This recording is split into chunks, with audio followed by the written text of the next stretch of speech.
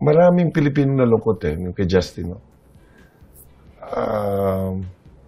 Hindi mo lang pinasay yung tao, binigyan tayong gold after how many years, tapos ngayon ganito. Actually, hindi pa namin alam kung ano mangyari. Ano na nga ba ang latest sa sanction ng FIBA kay Justin Brownlee? Well, ayon mismo kay Gilas team manager Al Francis Chua na wala parang pinalabas na desisyon ang FIBA kung 1, 2 o 3 buwan ang suspension o ilan mang taon. Pero ayon kay Al Francis Chua, ang huling balita niya ay merong questionnaire na dapat sagutan ni Justin Brownlee. And from there, malalaman kung ilang buwan o taon ang suspension. Pero ngayon, ang huling balita ko, parang may questionnaire silang sasagutan ni Brownlee. Ewan ko kung ano. Basta may questionnaire daw that he needs to answer. And then from there, kung ilang buwan yung suspension. Ngayon, ang tanong, ilang laro kaya ang suspension ni Brownlee? Ito ang sagot ni Al Francis Chua. Panoorin natin. Ilang taon, pero pag ganyan daw, sabi nila, 3 months, 2 months, 1 month, pero depende. Sa tagal na nating hindi nakita si Justin Brownlee, kumusta na kaya siya? Well, ito ang malaking revelation ni Al Chua nang kinamusta si Justin Brownlee. Nahihiya raw pumunta ng Pilipinas si Brownlee.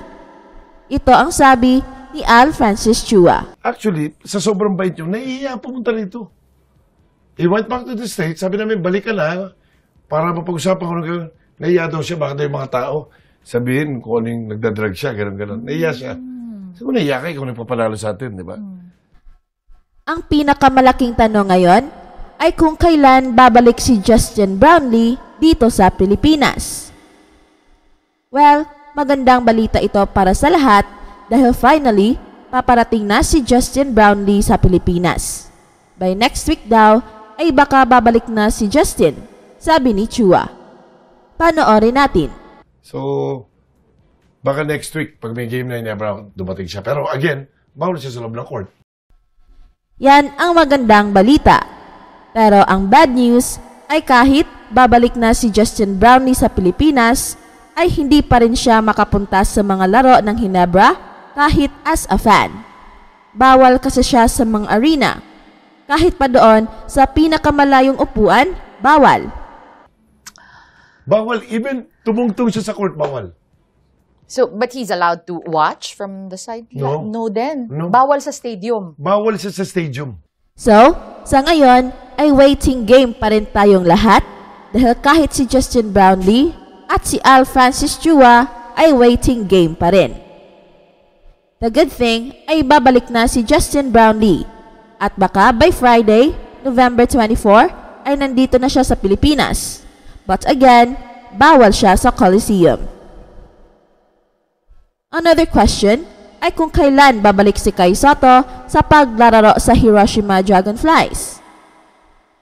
Well, according sa iba't ibang sources, ay early December pa ang target date ni Kai Sotto. Sana ay magtuloy-tuloy ang kanyang healing and on target ang kanyang pagbabalik. At kung mas bumilis ang kanyang healing, ay baka mapaaga pa. So yan lang muna ang ating update sa ngayon. Sana ay mag-like kayo sa aming channel. Salamat! Jordan Clarkson saksi sa isang historic performance ni LeBron James. Nakuha ni LeBron James ang 39,000 points, isang scoring club na kung saan nag-iisa lang si James. Kaya para sa atin ay hands down si LeBron James na ang GOAT o greatest player of all time. Malaki ang respeto ni Kabayan JC kay LeBron James, dahil naging teammates ni James si Kabayan, noong nasa Cleveland Cavaliers pa sila.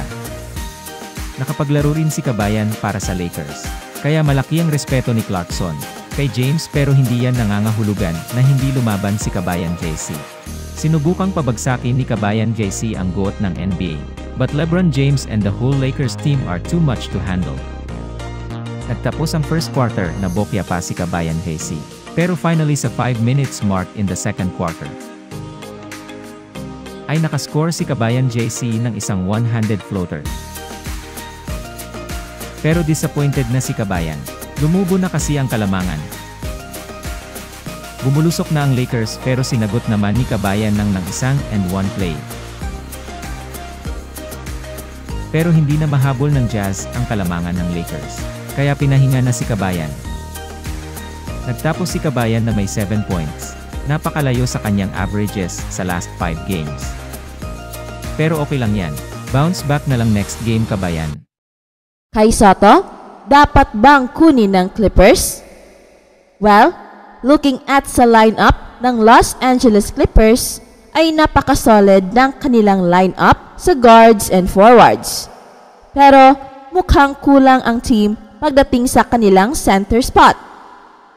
Merong 3 centers ang Clippers na sina Mason Plumlee, Ivica Zubac, and Daniel Theis. 3 mga malalaking players na may kanya-kanya mga strengths and weaknesses. Pero, dapat nga bang kunin ng Clippers si Kai Soto? Well, in terms of skills, ay meron naman talagang lugar si Kai Soto sa NBA. A player like Daniel Theis is not your most mobile and most athletic big man, pero nakapitong season na sa NBA. Compared kay Kai Soto, ay di naman siguro napakabagal ni Kai Soto compared kay Daniel Theis. And in terms of skills naman, ay hindi naman siguro bano si Kai Soto compared kay Daniel Theis. Kaya, I am convinced na merong lugar si Kai Soto sa NBA at the right place at the right time. The only advantage of Daniel Theis ay ang kanyang lakas, his power and strength. Napakalaki kasi ng kanyang katawan. At yan ang wala pa kay Kai Soto sa ngayon. Developing pa kasi ang katawan ni Kai Soto. But once it matures, ay siguradong maraming NBA teams ang mag-aagawan sa services niya. Kitang-kita naman sa ating comparative highlights kung gaano ka-skilled si Kai Soto compared kay Daniel Theis. And Kai Soto is a legit 7'3" player at 6'8" lamang si Daniel Theis. Kaya dapat talagang kunin na ng NBA si Kai Soto. And the LA Clippers need someone like Kai Soto na makakatulong sa kanilang championship aspirations. Much more now na injured ang isa pa nilang big man na si Mason Plumlee. Kaya ano pa ang hinihintay ng mga NBA teams? Lakas na lang ang kulang ni Kai Soto. And early takers for Kai Soto ay siguradong jackpot. Jordan Clarkson saksi sa isang historic performance ni LeBron James. Nakuha ni LeBron James ang 39,000 points, isang scoring club na kung saan nag-iisa lang si James.